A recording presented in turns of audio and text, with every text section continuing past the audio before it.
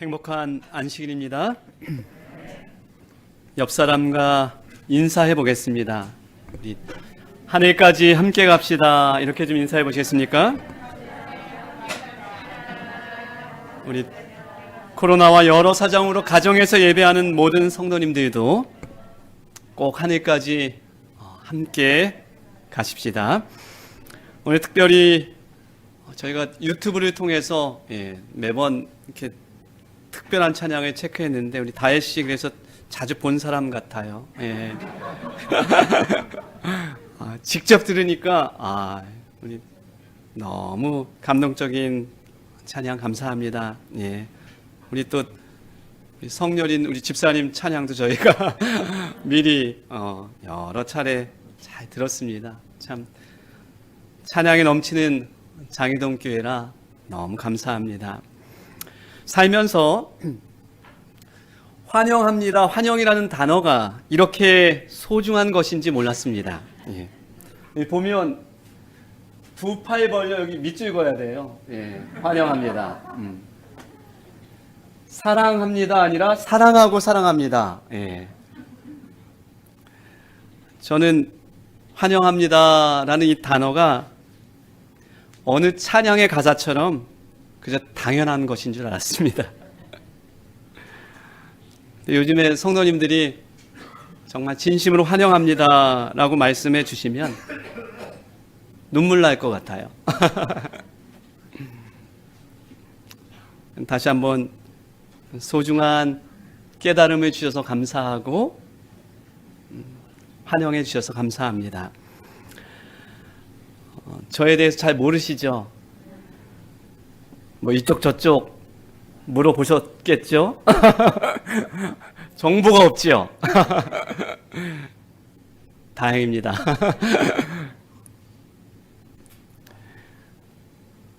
전 누군가에게 성경을 가르칠 때 제 자신을 먼저 소개합니다. 성경 말씀을 펼치고 이야기하는 사람이 적어도 누군지는 알아야 하고 또 어떤 삶을 살았는지는 알아야 말씀을 받는 사람도 마음의 준비가 되고 또 하나님의 말씀이 들어오기 때문이죠. 설교도 같다고 생각합니다. 오늘 이 시간 저는 저의 이야기를 좀 많이 하도록 하겠습니다. 이해해 주시기 바랍니다. 저는 우리나라에서 가장 춥다고 하는 강원도 철원 사람입니다.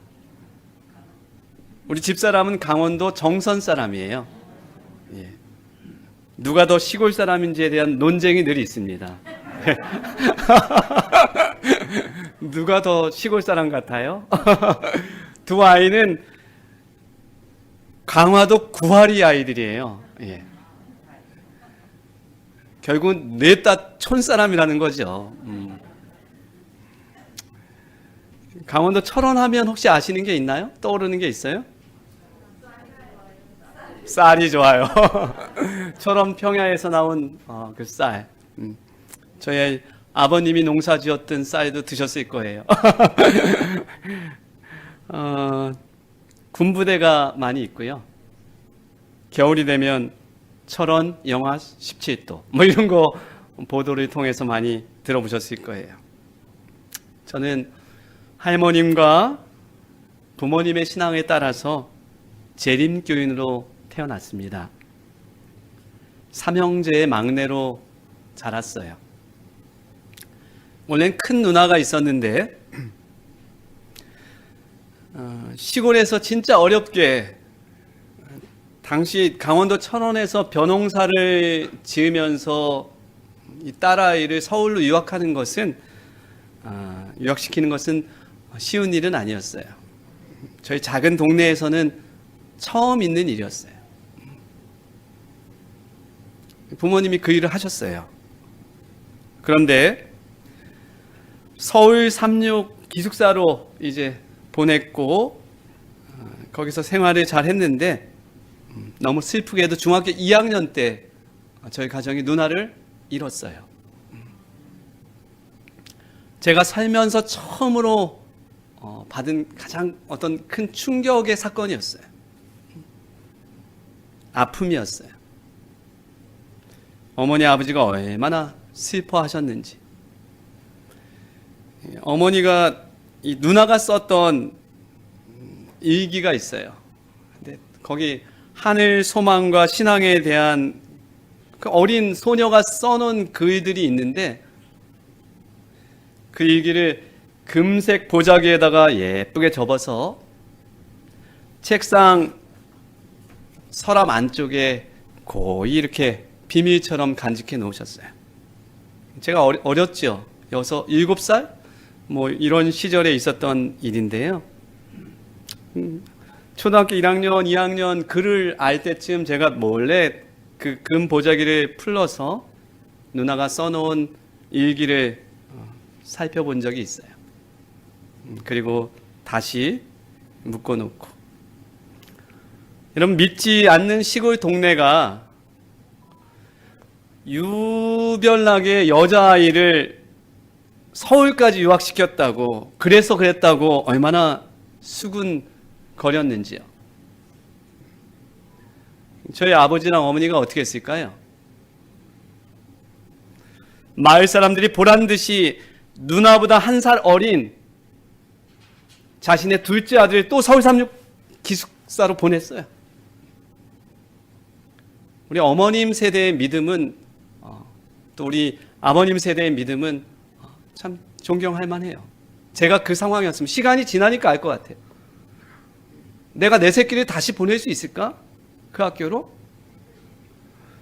보내셨어요.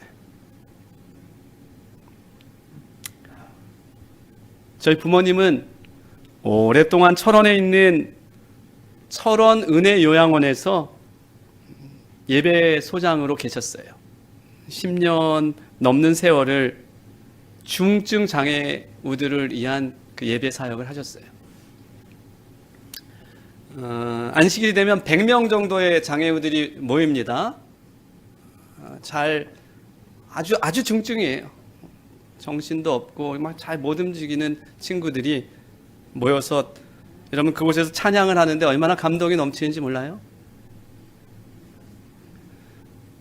박경수 목사님 4분이 계시고 사랑의 손길 봉사대가 와서 그 일을 그렇게 해 나가셨는데, 여러분, 어머니는 매주 혼자서 점심을 해냈어요. 때로는 50명 이상의 이 장애우들과 또 봉사대원들을 혼자서 늘 식사를 챙겨냈어요. 제가 어머니에게 물었습니다. 혼자 하는 게 힘들지 않아요? 외롭지 않아요? 동료 집사도 없고 동료 장로님도 안 계시고 혼자서 그거 하는 거 너무 힘들지 않아요? 우리 어머니가 이렇게 대답하셨어요. 건강하게 움직일 수 있어서 봉사할 수 있는 것 감사하지.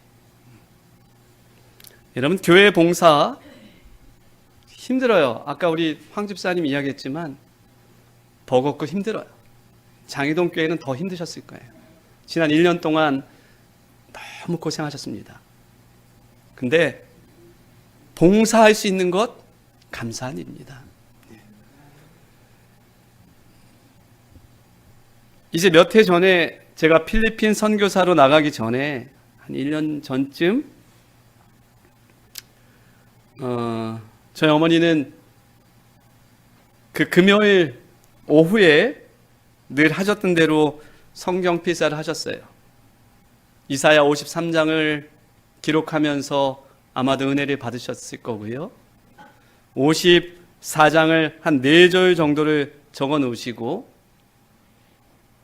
이제 안식일 준비를 한다고 교회 청소를 하러 가신다고 자전거를 타고 나가셨어요. 그리고 예쁘게 교회를 청소하신 다음에 자전거로 집으로 돌아오시는 길에 차 사고로 돌아가셨어요. 놀라운 것은 사고가 있기 한 주 전쯤에 우리 어머니는 제가 섬기는 안성교회와 저 바로 위에 형님이 섬기는 공덕교회에 떡을 이만한 보따리를 2개를 버스를 이용해서 찾아오셨어요. 금요일 저녁에 공덕교회에서 성도들과 아들과 예배 드리셨고, 안식일날 저희 안성교회에서 떡을 베풀고 함께 예배 드리셨어요. 버스로 오셨어요. 그런 것은 처음이에요. 희한하죠? 아마 계셨으면 장애동 교회로 떡을 가지고 오셨을 거예요. 막내 아들 가정 좀 잘 부탁한다고. 제가 우리 어머니한테는 그런 존재입니다. 잘하셔야 돼요.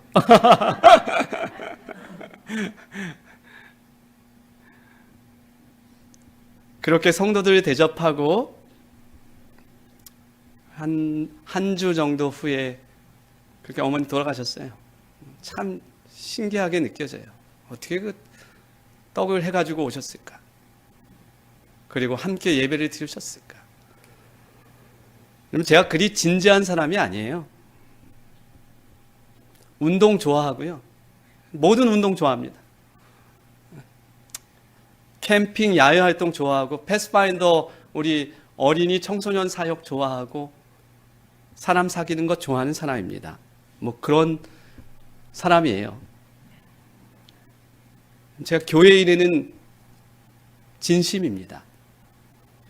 교회를 지키고 돌보는 일에는 진심입니다. 왜냐하면 그것이 제가 부모님께 물려받은 물러설 수 없는 마지막 유산이기 때문이에요. 저도 진실하게 여러분처럼 교회 섬기다가 주님 오실 때 어머니도 만나야 되고 누나도 만나야 되는 한 사람의 성도이기 때문입니다. 별로 겁날 것도 없어요, 저도 이제. 진리를 훼손시키지 않고 주님의 교회가 더 나은 쪽으로 변화시킬 수 있다면 저는 여러 가지를 시도할 거예요. 우리 성도님도 좀 불편하고 변화가 찾아올 때 목회자를 믿고 지지해 주시기를 부탁해 드립니다. 함께 더 나은 청소년들을 위해서, 미래를 위해서 뭔가 교회가 꿈틀꿈틀 할 수 있다면 저는 시도하기 원해요. 지지해 주시고 기도하며 함께 나아가 주시기로 약속해 주시겠습니까?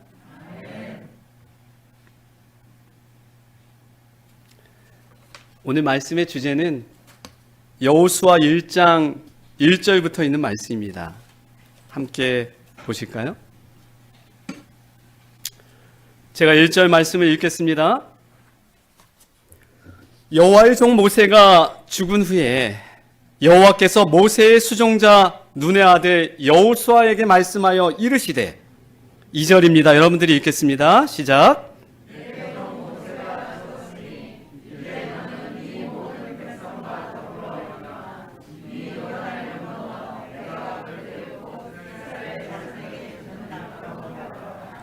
여호수아 1장 2절에 이 중간 부분에 나오는 이제라는 단어는 좀 중요해요.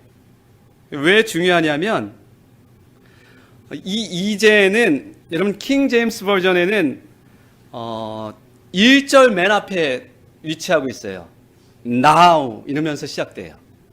그것이 무엇을 의미하냐면 여호수아가 신명기서의 마지막 부분을 기록했다는 것을 의미하는 거예요.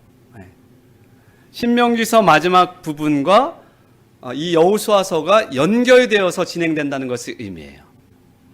그러면 여러분 보겠습니다. 신명기 34장 8절 말씀을 한번 펼쳐볼까요? 이스라엘 자손이 모압 평지에서 모세를 위하여 애곡하는 기간이 끝나도록 모세를 위하여 30일을 애곡하니라. 이 말씀은 여호수아의 기록이라는 것이죠. 모세가 죽은 후에 30일 동안, 여러분 200만의 백성이 30일 동안 애곡하는 그 소리는 얼마나 컸을까요? 그죠? 근데 30일 동안 200만의 백성이 애곡할 때 이제 새롭게 지도자가 되어야 하는 여호수아의 마음은 얼마나 큰 부담이 됐을까요? 좀 이해가 되십니까? 하루 지나갈 때마다 얼마나 더 큰 부담감으로 왔을까요?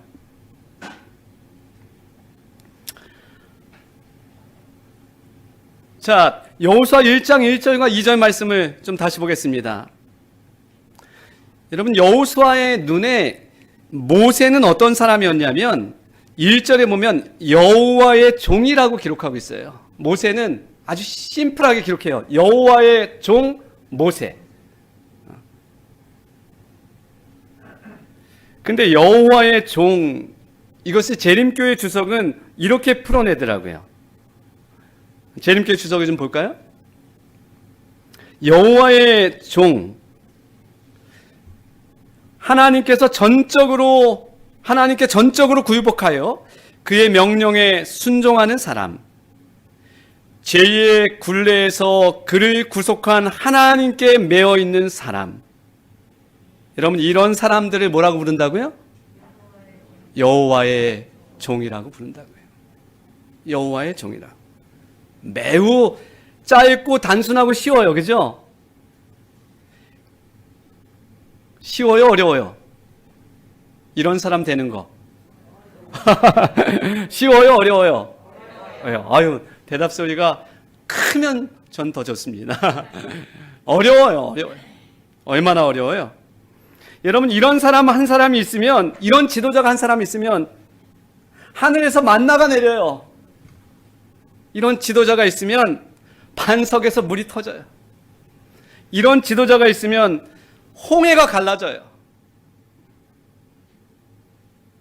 여호와의 종은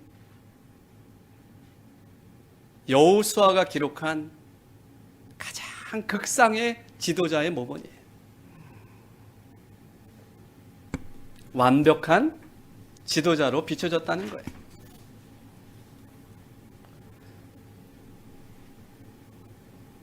여러분, 그러니까 하나님께서 어떻게 하셔요? 여호수아 1장의 말씀을 다시 한번 펴보겠습니다. 하나님께서 어떻게 해요? 이 새로운 지도자에게 하나님께서 어떻게 하셔요? 하나님도 급하셨어요. 보니까 여호수아의 마음이 쪼그라들고 여호수아의 마음이 버겁고 힘든 게 느껴져요. 하나님이? 그 느껴짐을 우리가 알 수 있는 게 하나님이 이렇게 반복하지 않아요. 어떤 단어들을. 근데 여호수아 1장 6절로 7절, 6절, 7절, 9절, 1장 6절, 7절, 9절의 말씀을 한번 펼쳐보겠습니다. 예, 보세요. 6절에 보면 어떤 단어가 나옵니까? 강하고 담대하라. 7절에 보면 오직 강하고 극히 담대하라. 9절에 보면 강하고 담대하라. 두려워하지 말며 놀라지 말라. 여러분, 이 말씀을 하나님께서 이렇게 여러 번 반복할 때에는 여호수아의 부담감이 얼마나 컸었는지에 대한 반증이에요. 그죠? 얼마나 그 부담감이 짓누르는 부담감이 있었는지. 제가 한 달 동안 어느 정도 느꼈던 부담감이기도 해요. 장애동 교회로 오면서, 새로운 지도자로 오면서 제가 느꼈던 부담감이기도 합니다. 여호수아의 앞에 어떤 게 기다리고 있나요? 여러분, 사실 200만 명을 이끌고서 요단을 우리는 좀 쉽게 보죠. 저도 성지순례를 갔다 왔는데 요단강 시내가 같아요. 이렇게 그냥 동네 시내만큼밖에 안 되더라고요. 물은 좀 깊은데. 근데 여러분, 이때가 봄이에요. 헤르몬 산에 쌓였던 눈이 녹아져서 쏟아져 내리면 그 강이 꽤 넓은 규모로 범람합니다. 근데 200만의 대군을 거기를 건너야 되는 거예요. 이 지도자가 떠맡은 책임입니다. 가축들도 건너야 돼요. 어린 아이들도 건너야 돼요. 우리 모아 드림? 예. 이런 아이도 건너야 돼요, 거기를. 그죠?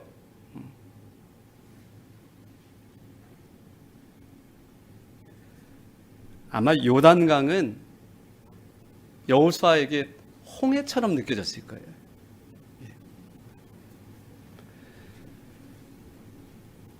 넘어선들 또 무엇이 있습니까? 강력한 여리고성이 버티고 있어요. 또 무엇이 있습니까? 정탐꾼들이 이야기했던 거대한 신장의 거인들과 전쟁을 치러야 했어요. 이스라엘 백성들을 데리고서. 여러분, 이 지도자의 부담감이 느껴지십니까?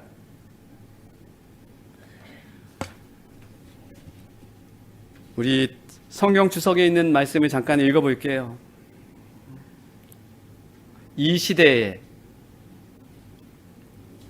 가장 크게 부족한 것은 담대함, 즉 모든 경우의 말과 행동으로 그리스도를 고백하는 용기, 성경을 믿고 말씀과 조화되는 삶을 사는 용기, 소수에 속했을 때라도 우리의 신념을 표현하고 따르는 용기다. 아멘. 사단은 배움이나 영향력이나 부에 대해서는 전혀 두려움이 없다.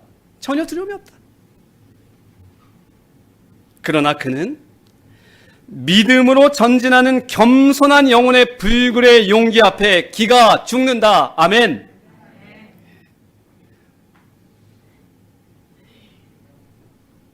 사단은 배움, 영향력, 부에 대해서는 전혀 두려움이 없다고요. 근데 믿음으로 전진하는 겸손한 영혼의 불굴의 용기 앞에서는 기가 죽는다고요.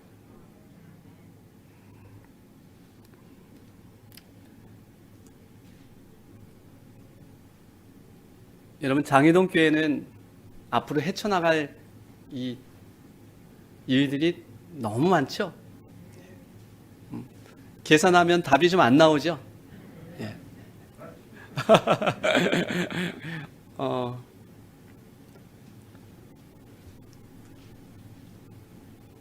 저희 가정이 손 모아 기도했습니다. 발령 받는 날 거실에 쪼그리고 앉아서 손을 꼭 붙잡고 기도했어요. 장희동 교회 가서 죽도록 충성해야겠다. 우리 성도님들 1년 동안 전쟁을 치렀는데 우리가 가서 우리 4명이 가서 같이 좀 싸워드려야겠다. 편이 좀 돼야 되겠다. 이렇게 결심하고 저희도 왔어요. 믿음으로 전진하는 겸손한 영혼의 불굴의 용기 앞에 사단은 기가 죽는다. 저는 이 말씀을 믿어요. 우리 함께 정말 아름다운 성전, 주님께서 계획하신 그 땅에서 주님께서 계획하신 뜻을 이뤄내기를 간절히 바랍니다. 제가 고등학생이 되었을 때 저는 신철원에서 초등학교, 중학교, 고등학교를 다 다녔어요.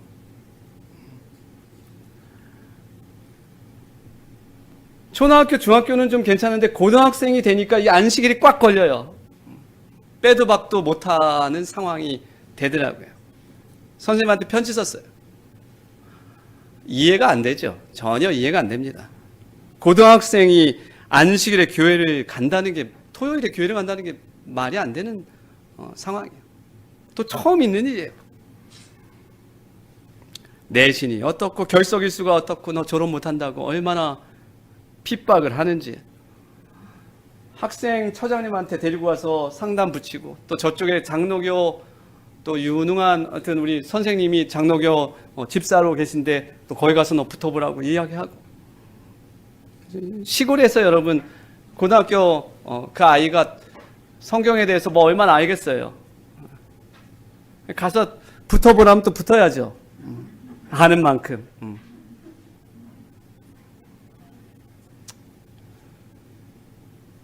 그럼 토요일 과목이 국어, 영어, 수학이 걸려요. 제가 공부를 잘할 수 있겠어요?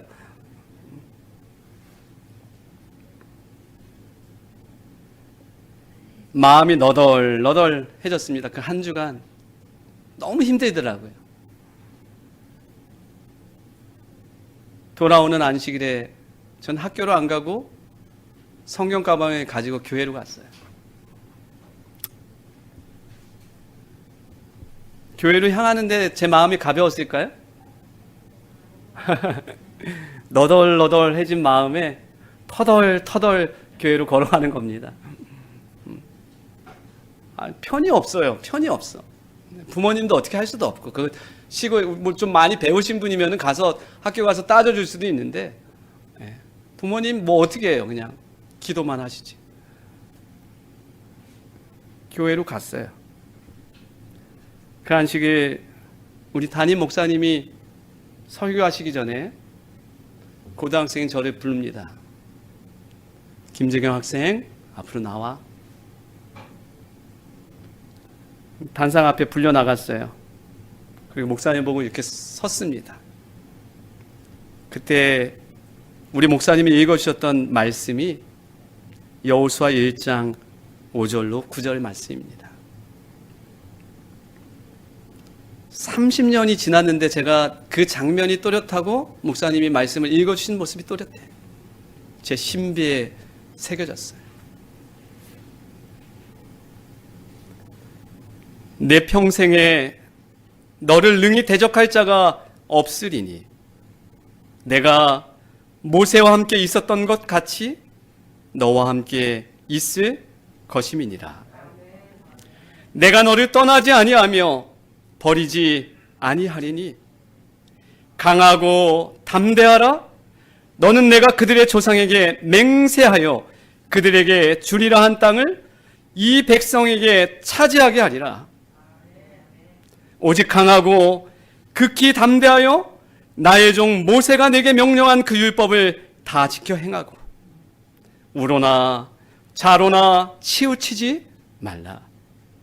그리하면 어디로 가든지 형통하리니 이 율법책을 내 입에서 떠나지 말게 하며 주야로 그것을 묵상하여 그 안에 기록된 대로 다 지켜 행하라.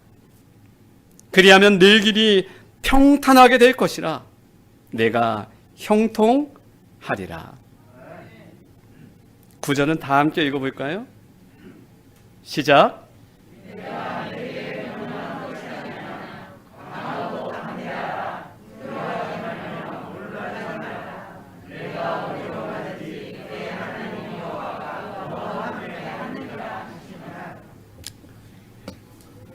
제가 이 말씀에 의지하여 고등학교 시절 안식일을 잘 해결했고요. 그리고 목사가 될 꿈을 꿨어요.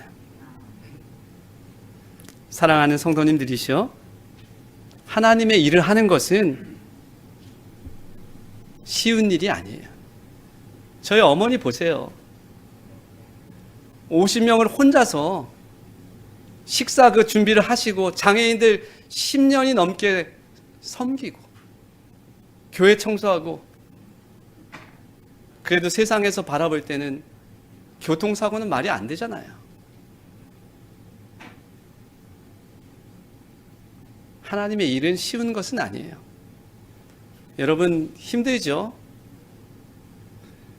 그럼에도 불구하고 여러분 그 일을 해 나가셔야 합니다. 왜냐하면 여호수아의 마음을 아시는 하나님께서 여러분들의 상황을 알고 계시기 때문이에요. 여호수아의 상황을 아시는 하나님께서 여러분에게 능력과 또 그 일을 능히 넘어설 수 있도록 하신다는 거예요. 우리가 그것을 믿고 나가야 됩니다. 마음이 흔들리고 용기가 꺾였다면 다시 한번 추스리고 다시금 하나님의 일을 위해서 무릎 꿇게 되는 저와 여러분이 되길 바랍니다. 오늘 여호수아에게 하나님은 말씀하셔요. 이제 너는 이 모든 백성과 더불어 일어나 이 요단을 건너 내가 그들 곧 이스라엘 자손에게 주는 그 땅으로 가라. 오늘 하나님께서 저에게 말씀하셔요. 이제 너는 이 모든 성도들과 더불어서 내가 너희에게 주는 그 땅으로 가라. 그리고 내가 명령한 그 일을 행해라.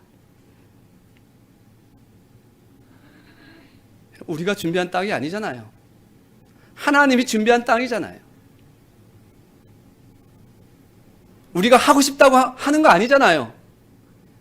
내가 내게 명한 것이 아니냐. 하나님께서 명한 것이잖아요. 여러분 두려워하지 마시고 놀라지 마시고 하나님의 뜻을 바라보면서 나아가시는 저 여러분이 되길 간절히 바랍니다.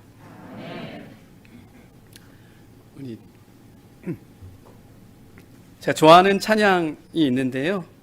이 앞부분 제가 찬양하고 후렴 부분 여러분 힘차게 좀 찬양해 주시겠습니까? 주님이 주신 땅으로 한 걸음씩 나아갈 때에 수많은 적들과 견고한 성이 나를 두렵게 하지만 주님을 신뢰함으로, 주님을 의지함으로, 주님이 주시는 담대함으로 큰 소리 외치며 나아가네.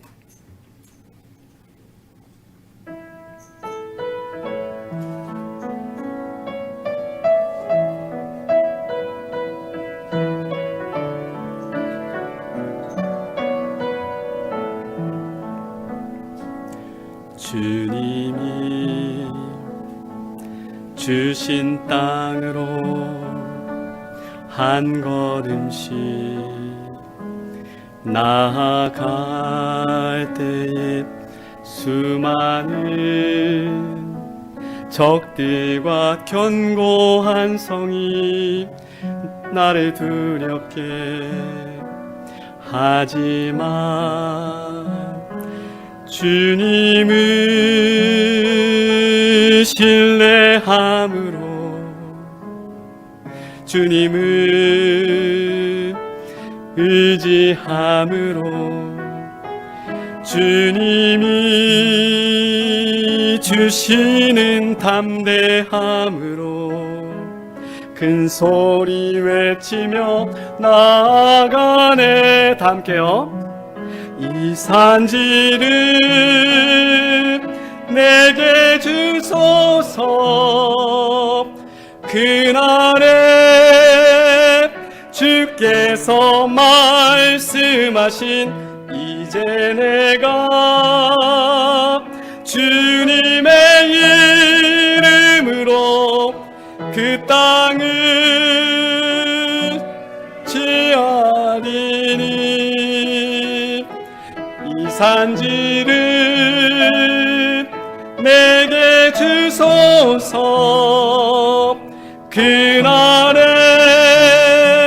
주께서 말씀하신 이제 내가 주님의 이름으로 그 땅을 취하리라.